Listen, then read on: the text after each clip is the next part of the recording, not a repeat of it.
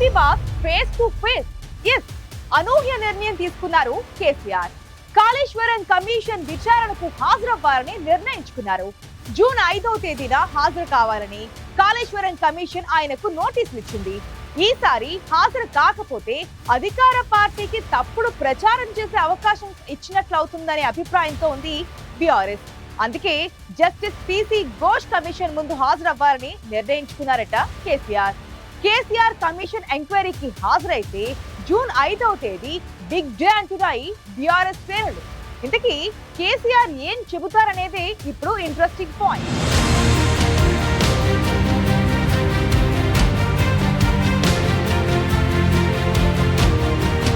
కాళేశ్వరం ప్రాజెక్టులో అవినీతి జరిగిందంటూ విచారణకు కమిషన్ వేసింది తెలంగాణ ప్రభుత్వం. జస్టిస్ పిసి ఘోష్ నేతృత్వంలో ఏర్పాటైన కాళేశ్వరం కమిషన్ విచారణ దాదాపుగా క్లైమాక్స్ కి చేరుకుంది.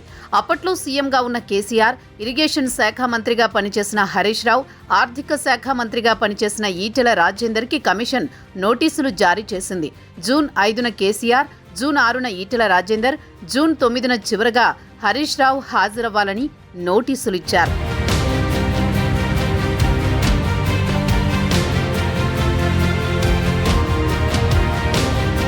పిసి ఘోష్ కమిషన్ నుంచి నోటీసు అందుకున్నప్పటి నుంచి కాళేశ్వరం కమిషన్ ముందు హాజరవ్వాలా లేదా అనే అంశంపై కారు పార్టీ పెద్దల్లో తర్జన భర్జన జరిగింది.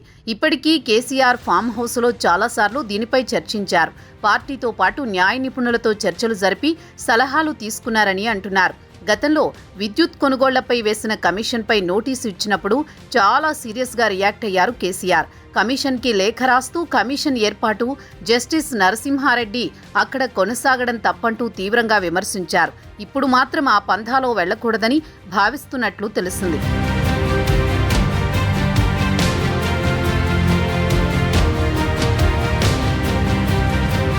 కాళేశ్వరం ప్రాజెక్టుపై మొదటి నుంచి కాంగ్రెస్ పార్టీ బీఆర్ఎస్ ని టార్గెట్ చేసింది. మేడిగడ్డ ప్రాజెక్టు కుంగిపోయిన ఘటన తర్వాత కారు పార్టీపై పొలిటికల్ అటాక్ మొదలైంది.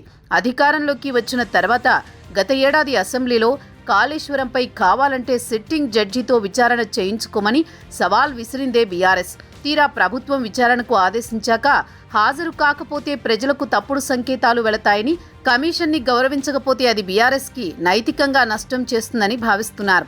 ఎంక్వైరీకి హాజరైతే ప్రజల్లో సింపతి పెరుగుతుందని, ప్రభుత్వం కావాలనే కక్షగట్టి విచారణకు పిలుస్తోందనే సంకేతాలు వెళతాయని భావిస్తున్నారు.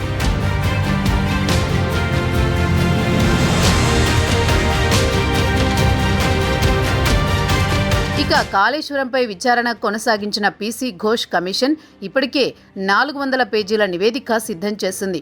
గత ప్రభుత్వ హయాంలో కీలక హోదాల్లో ఉన్న అధికారులు సోమేష్ కుమార్, స్మితా సబర్వాల్, రజత్ కుమార్ వంటి వారిని బహిరంగ విచారణకు పిలిచింది. ప్రాణహిత చెవెళ్ల ప్రాజెక్టు కాళేశ్వరంగా రూపాంతరం చెందడం మొదలు ప్రాజెక్టు డిజైన్లు, అనుమతులు, నిధులకు సంబంధించిన కీలక సమాచారాన్ని రికార్డు చేసింది. ముఖ్య ప్రాజెక్టు వ్యయాన్ని సుమారు 1,00,000 కోట్లకు పెంచడంపై ఆరా తీసింది. నిర్మాణం పూర్తి కాకుండానే బకాయిలు చెల్లించడంపై కూడా కూపీ లాగింది. కమిషన్ ప్రభుత్వానికి ఇక నివేదిక అందిస్తుందని అనుకుంటున్న తరుణంలో కేసీఆర్, హరీష్ రావు, ఈటెల రాజేందర్కు నోటీసులు ఇవ్వడం పొలిటికల్గా తీవ్ర చర్చకు దారితీసింది.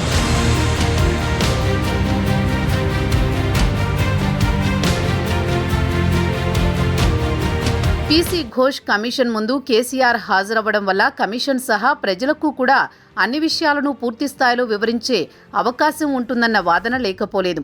మంచి ఉద్దేశంతో నిర్మించిన కాళేశ్వరం ప్రాజెక్టుకు సంబంధించిన అన్ని అంశాలను పూర్తి స్థాయిలో విడమర్చి చెప్పవచ్చన్న అభిప్రాయాన్ని గతంలో కేసీఆర్ కొందరు నేతలతో షేర్ చేసుకున్నట్టు చెబుతున్నారు. ప్రజలకు అన్ని విషయాలు వివరించడంతో ఇవి కాళేశ్వరం కమిషన్ నోటీసులు కావని, అవి కాంగ్రెస్ నోటీసులని ఇప్పటికే బీఆర్ఎస్ నేతలు మండిపడుతున్నారు. కేసీఆర్పై కోపంతో కాళేశ్వరం ప్రాజెక్టును విఫల ప్రాజెక్టుగా చూపించాలని చేస్తోన్న ప్రయత్నాలను తిప్పికొట్టే యోచన చేస్తున్నారు.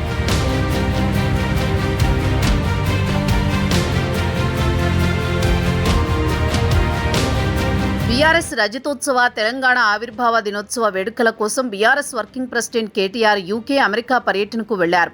5వ తేదీన విచారణకు హాజరు కావాలని కేసీఆర్కి కమిషన్ నోటీసులు ఇవ్వడంతో ఆలోగా తిరిగి స్వదేశానికి చేరుకోనున్నారు. కేసీఆర్ విచారణకు హాజరైనా లేకపోయినా అందుబాటులో ఉండేందుకు వీలుగా కేటీఆర్ 4న హైదరాబాద్ చేరుకుంటారని పార్టీ నేతలు చెబుతున్నారు. విశ్రాంత ఇంజనీర్లు, న్యాయవాదులతో సమావేశమవుతున్న కేసీఆర్ జస్టిస్ పీసీ ఘోష్ కమిషన్ విచారణకు సంబంధించిన అన్ని అంశాలపై ఆరా తీస్తున్నట్టు సమాచారం.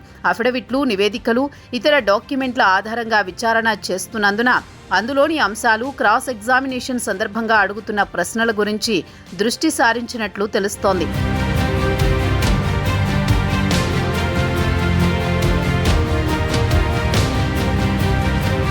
మొత్తానికి పీసీ ఘోష్ కమిషన్ కూడా గత ప్రభుత్వ హయాంలో కీలక నిర్ణయాలు తీసుకున్న పెద్దలను ప్రశ్నించాలని నిర్ణయించింది.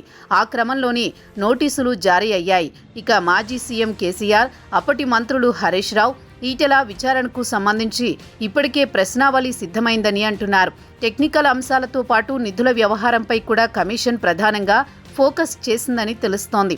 నోటీసులపై బీఆర్ఎస్ అధినేత కేసీఆర్ స్ట్రాటజీ ఎలా ఉండబోతోందన్నది ఇప్పుడు తీవ్ర చర్చగా మారింది.